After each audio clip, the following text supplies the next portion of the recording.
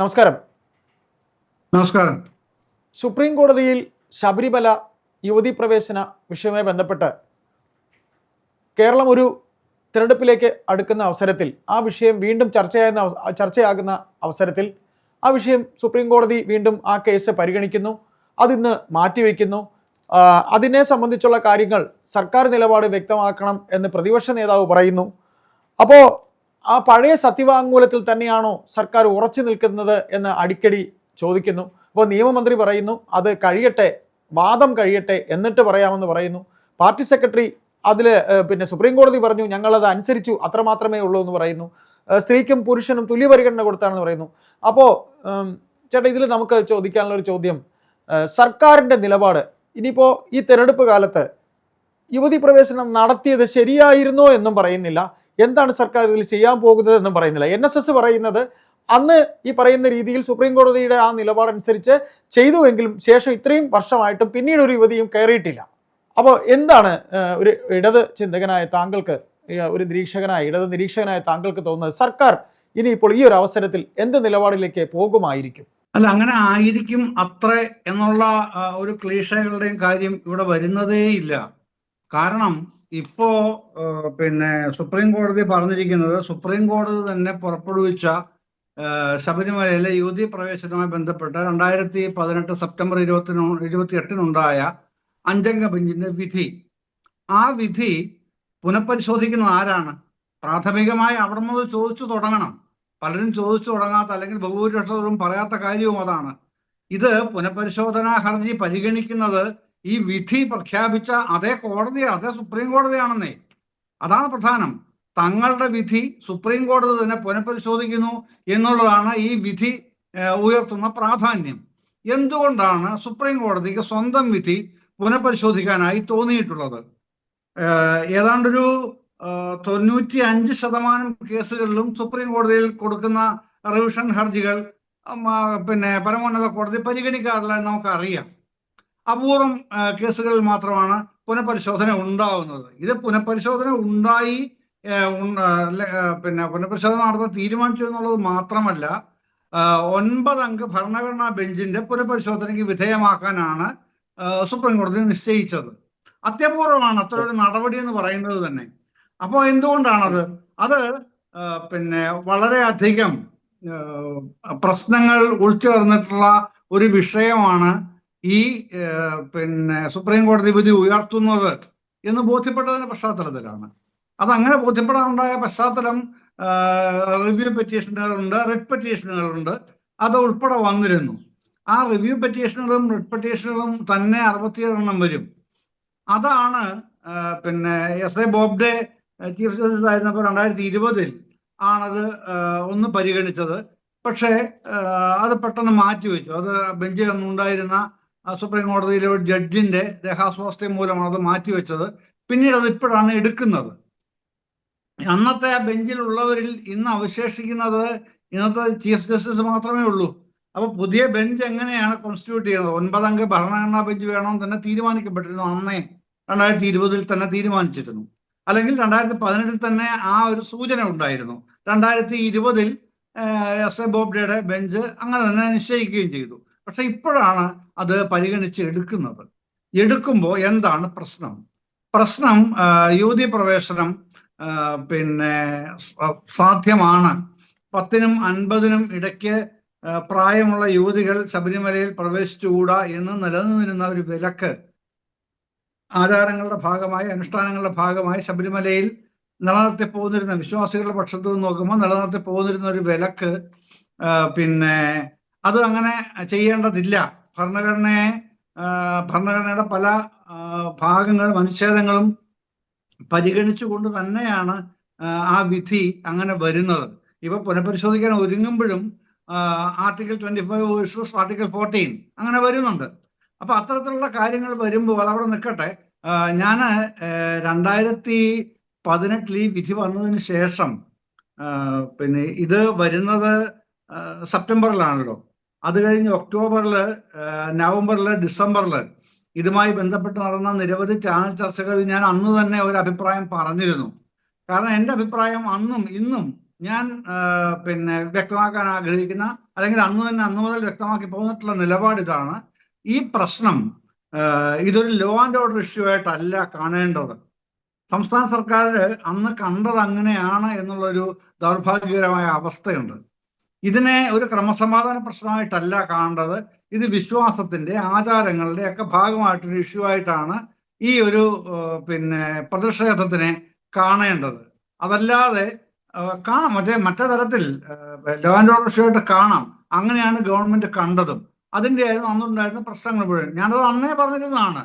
ഈ November December മാസങ്ങളിൽ ഏറ്റവും കൂടുതൽ ഞാൻ ചർച്ച ചെയ്തിരുന്ന ഈ ഒരു പോയിന്റിൽ നിന്നുകൊണ്ട് തന്നെയാണ് പറഞ്ഞിരുന്നത്. ഏതായാലും പിന്നീട് ഈ പ്രശ്നമൊക്കെ ഉണ്ടായി. അതിനുശേഷം 2019 ഇലക്ഷന് ശേഷം വലിയ തോൽവിയും പാർലമെന്റ് ഇലക്ഷനിൽ LDF കേരളത്തിൽ ഉണ്ടായി. അത് കഴിഞ്ഞ് CPIM-ന്റെ സംഘടനാ പരിശോധനയിൽ കാണുന്ന ഒരു പ്രധാനപ്പെട്ട പ്രശ്നം ഇതിനെ സർക്കാർ ആ നിലയ്ക്കായിരുന്നില്ല നേരിടേണ്ടിയിരുന്നത് എന്നതായിരുന്നു. എന്ന് പറഞ്ഞാൽ ഈ ലോ ആൻഡ് ഓർഡർ ഇഷ്യൂ ആയിട്ട്, ക്രമസമാധാന പ്രശ്നമായിട്ട് കാണേണ്ടിയിരുന്നില്ല എന്ന് പറയുകയും, എന്ന് മാത്രമല്ല അന്ന് പാർട്ടി സെക്രട്ടറി കോടിയേരി ബാലകൃഷ്ണനാണ് മുഖ്യമന്ത്രി. ഇന്നത്തെ മുഖ്യമന്ത്രിയായ പിണറായി വിജയൻ തന്നെയാണ്. അന്ന് ആദ്യം മുഖ്യമന്ത്രിയും പിന്നീട് കോടിയേരിയും പറയുന്നുണ്ട്, മാധ്യമപ്രവർത്തകർ ആവർത്തിച്ചുള്ള ചോദ്യങ്ങൾക്കാണ് ഒരു ഘട്ടത്തിൽ അവർ പറയുന്നത്, സുപ്രീം കോടതിയിലാണല്ലോ ഈ വിഷയം, 9 അംഗ ഭരണഘടനാ ബെഞ്ചിലേക്ക് വിട്ടിരിക്കുകയുമാണ്, അത് വരട്ടെ, അത് പരിഗണിക്കുമ്പോൾ കേരള സർക്കാരിന്റെ നിലപാട് എന്താണ് നിങ്ങൾ പറയാൻ പോകുന്നത് ചോദിച്ചതിന് മറുപടിയായിട്ടാണ് പറഞ്ഞത്. അങ്ങനെ വരുമ്പോ ആചാരാനുഷ്ഠാനങ്ങളും വിശ്വാസികളുടെ വിശ്വാസങ്ങളും ഒക്കെ സംബന്ധിച്ച് ഇതുമായി ബന്ധപ്പെട്ട മതപണ്ഡിതർ, ആത്മീയ ആചാര്യന്മാർ, സമുദായ നേതാക്കൾ ഇവരുമൊക്കെയായി ചേർന്ന് ആലോചിച്ചുകൊണ്ട് മാത്രമേ ഗവൺമെന്റ് ഒരു തീരുമാനം എടുക്കുകയുള്ളൂ എന്ന് 2019 ലോക്സഭാ തെരഞ്ഞെടുപ്പിന് ശേഷമാണ് ഇക്കാര്യം മാധ്യമപ്രവർത്തകരുടെ ആവർത്തിച്ചുള്ള ചോദ്യങ്ങൾക്ക് ആവർത്തിച്ച് തന്നെ ചില ഘട്ടങ്ങളിലായി രണ്ടുപേരും, മുഖ്യമന്ത്രിയും പാർട്ടി സെക്രട്ടറിയും മറുപടി പറയുന്നുണ്ട് അന്ന്. അതാണ് ഇന്നും NSSന്റെ general secretary Shri G. Sukumaran നായരും SNDP general secretary Shri Vellappally നടേശനും വ്യക്തമാക്കുന്നത് ഗവൺമെന്റിന് അന്ന് നൽകിയ ഈ സമുദായങ്ങളൊക്കെ ആയിട്ട് സംസാരിച്ചിരുന്നു, നേതൃത്വമായിട്ട് ഗവൺമെന്റ് സംസാരിച്ചിരുന്നു, അല്ലെങ്കിൽ പാർട്ടി സംസാരിച്ചിരുന്നു. അപ്പോഴൊക്കെ കൊടുത്ത ഒരു ധാരണ, അവർക്ക് കൊടുത്ത ധാരണ ഇത് നടപ്പിലാക്കാൻ ഗവൺമെന്റ് മുമ്പോട്ട് വരുന്നില്ല, സുപ്രീം കോടതി വിധി ഇംപ്ലിമെന്റ് ചെയ്യാനായിട്ട് ഗവൺമെന്റ് മുമ്പോട്ട് വരുന്നില്ല. അതാണ് കൂടുതൽ വ്യക്തതയോടെ സുകുമാരൻ ഇന്നും പറഞ്ഞത്. അവർക്കത് നടപ്പാക്കാമായിരുന്നു. കാര്യം സെപ്റ്റംബർ 2018 സെപ്റ്റംബർ 28 വിധി അവരുടെ കയ്യിൽ ഇരിക്കുകയാണ്, നടപ്പിലാക്കാൻ പറ്റുന്ന രീതിയിൽ. പക്ഷെ ഈ പ്രശ്നമൊക്കെ ഉണ്ടായി. ഞങ്ങളുമൊക്കെ ആയിട്ടുള്ള ധാരണയ്ക്ക് ശേഷം ഗവൺമെന്റ് ആ വിധി നടപ്പിലാക്കാൻ തയ്യാറായിട്ടില്ല. ആ നിലപാട് ഗവൺമെന്റ് ഇനിയും തുടരുമെന്നാണ് ഞങ്ങൾ പ്രതീക്ഷിക്കുന്നത് എന്ന് അദ്ദേഹം ഇന്നും പറയുന്നുണ്ട്. ഇന്നത് വെള്ളാപ്പള്ളിയും അത് തന്നെ പറഞ്ഞിട്ടുണ്ട്. അപ്പൊ ഗവൺമെന്റിന്റെ നിലപാട് എന്താണെന്നുള്ളത് ഭൂരിപക്ഷ സമുദായത്തിലെ ഏറ്റവും പ്രധാനപ്പെട്ട സംഘടനകളായ SNDPക്കും NSSനും അതിന്റെ നേതൃത്വത്തിനും വ്യക്തമായി ബോധ്യപ്പെട്ടിട്ടുണ്ട് എന്നുള്ളതാണല്ലോ ഈ വാചകങ്ങളിൽ നിന്ന്, അവരുടെ ഈ പ്രതികരണത്തിൽ നിന്ന് നമുക്ക് ബോധ്യമാകുന്നത്. അത് തന്നെയാണ് ശരി. എന്ന് പറഞ്ഞാൽ ഗവൺമെന്റ് ഇതിൻ്റെ അകത്ത് മറ്റെന്തെങ്കിലും വ്യത്യസ്തമായ ഒരു നിലപാടുമായി, ഇപ്പോൾ അവർക്ക് കൊടുത്തിട്ടുള്ള ഒരു ധാരണ എന്ന് പറയുന്ന ആ ഒരു ധാരണയ്ക്ക് അപ്പുറത്തേക്ക് ഇവിടെ യുവതീ പ്രവേശനത്തിനായി LDF ഗവൺമെന്റ് ഇനി ഒരു നിലപാട് സ്വീകരിച്ച് മുമ്പോട്ട് പോകുന്നില്ല എന്നാണ് ഞാൻ മനസ്സിലാക്കുന്നത്. അത് തന്നെയാണ് വേണ്ടത്. ഒരു സോഷ്യൽ ഹാർമണി എന്ന് പറയുമ്പോൾ അതാണ് വേണ്ടത്. ഇത് ആരാണ് കേസ് കൊടുത്തത്? നമുക്കറിയാം, 2006 കേസ് കൊടുത്തത് ആരാണ്? BJP ആയിട്ടും സംഘപരിവാറുമായിട്ടും ബന്ധപ്പെട്ട് നിൽക്കുന്ന ഒരു അഭിഭാഷക സമൂഹത്തിലെ ചിലരാണ് കേസ് കൊടുക്കുന്നത്. കേസ് വിധി വന്നതിന് ശേഷം കോൺഗ്രസ് നേതൃത്വം, AICC നേതൃത്വം തന്നെ ഈ വിധിയെ ശ്ലാഘിച്ചു. അതുതന്നെയാണ് BJPയുടെ കേന്ദ്ര നേതൃത്വം ചെയ്തത്, വിധിയെ ശ്ലാഘിച്ചു. ആഭ്യന്തരമന്ത്രിയായിരുന്ന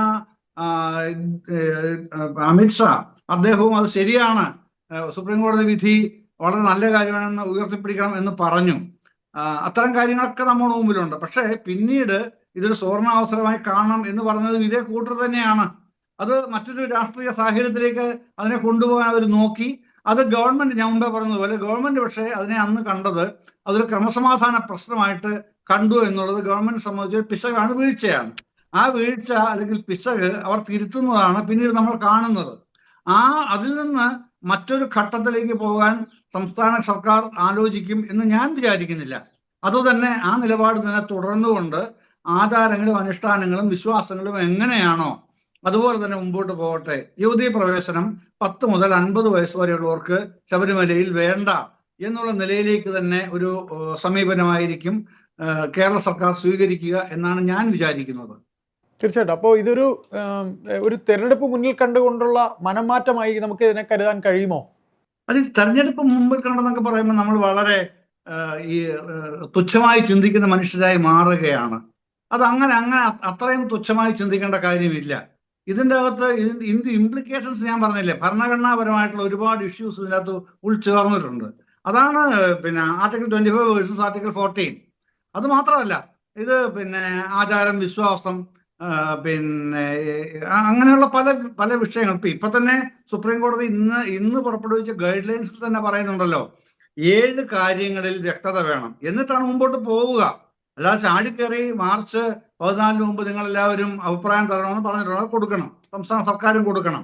ഏപ്രിൽ 7, 8, 9 തീയതികളിലാണല്ലോ ഇതിനെ എതിർത്തവർക്ക്, ഈ സുപ്രീം കോടതി വിധിയെ എതിർത്ത് ഈ റെഡ് പെറ്റീഷൻ കൊടുത്തവർക്കുള്ള പിന്നെ സമയം.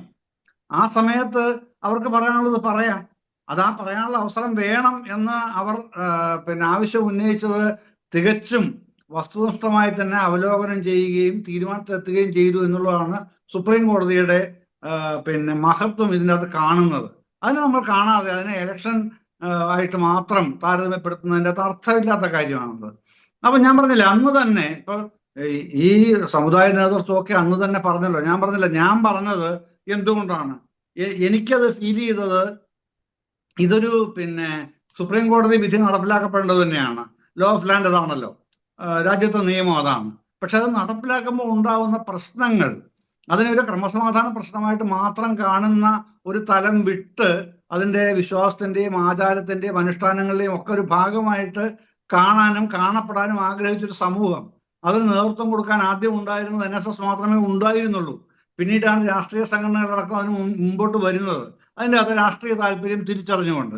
ആ രാഷ്ട്രീയ താല്പര്യം തിരിച്ചറിഞ്ഞ് മുമ്പോട്ട് വന്ന അന്ന് വന്ന സംഘടനകളാണ്, അല്ല ഗവൺമെന്റ് അല്ല. ഗവൺമെന്റിന് വീഴ്ച പറ്റിയത് ഞാൻ പറഞ്ഞല്ലോ. ആ വീഴ്ച തിരുത്താൻ അവർ തീരുമാനിക്കുകയുണ്ടായി. അതിൽ തന്നെ അവർ ഉറച്ചു നിൽക്കുമെന്ന് പ്രതീക്ഷിക്കുന്നതായി സമുദായ നേതാക്കൾ 2 പേരും ഇന്നും പറയുന്നുണ്ട്. അതാണ് ഏറ്റവും പ്രസക്തമായ കാര്യം.